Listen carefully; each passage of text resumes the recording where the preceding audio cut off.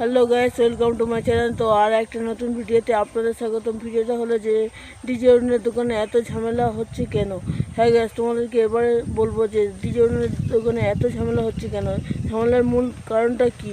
মূল কারণটা হচ্ছে আমাদের মতো কিছু ব্লগারদের জন্যই ডিজে অরুণের দোকানে এত ঝামেলা হচ্ছে। এত ঝামেলার কারণ হচ্ছে আমাদের মতো কিছু ব্লগারদের জন্য। তো বিষয়টা কী ছিল তোমরা তো অবশ্যই জানেছো, অনেকের ভিডিও দেখেছো, দেখে বুঝতে পেরেছো যে বিষয়টা কী ছিল। সাঁওতাল দেরকে নিয়ে অনেক কিছু বলছে, তারা নাকি কুকুরের মাংস খেয়েছে। তো এইগুলো দ্বিজনদা বলেছে ঠিক আছে, কিন্তু যে ভিডিওটা করেছে সে এই ভিডিওটা ছাড়া তার উচিত হয়নি, মোটেই উচিত হয়নি। তার জন্য এই ঝামেলাটা হচ্ছে গাইস, আদার্স অন্য কিছু না। যে ভিডিওটা করেছে আমার মনে হয় তাকে ধরে মারাটাই উচিত। ডিজে অরুণদাকে না মেরে তাকে মারা উচিত, কারণ সে এরকম কথাবার্তাগুলো নিয়ে আবার সোশ্যাল মিডিয়ায় ছেড়েছে।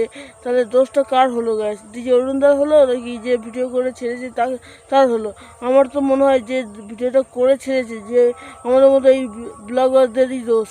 কারণ দেখো গাইস, ব্লগারদের না দোষ হলে তুমি বা ভিডিওটা ছাড়লে কেন? ছাড়ার সঙ্গে সঙ্গে ডিজে অরুণের দোকানে এতটা ঝামেলা হচ্ছে কি বলবো গাইস, প্রচণ্ড পরিমাণে ঝামেলা হচ্ছে। এমনকি ডিজে অরুণদাকে মারতে পর্যন্ত গিয়েছিল, কিছু লোক ছিল তারা মারতে গিয়েছিল, তোমরা হয়তো দেখেছো।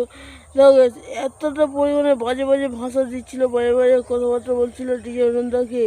আমাদের শুনে কিন্তু আমার খুব খারাপ লেগেছে যে যিনি হয়তো বলেছে, হয়তো আমরা অনেকে জানি যে ডিজে অরুণদা অনেক ফালতু বকে, কিন্তু সেই ফালতু কথাগুলো নিয়ে যে ভিডিও করে ছাড়ছে, আসল পাগলা হচ্ছে সেই যে এই ভিডিওগুলো করে ছেড়েছে। ঠিক আছে গ্যাস, এরকম ভিডিও করে ছাড়লে সেই পাগলা হলো যে এরকম ভিডিওগুলো ছেড়েছে।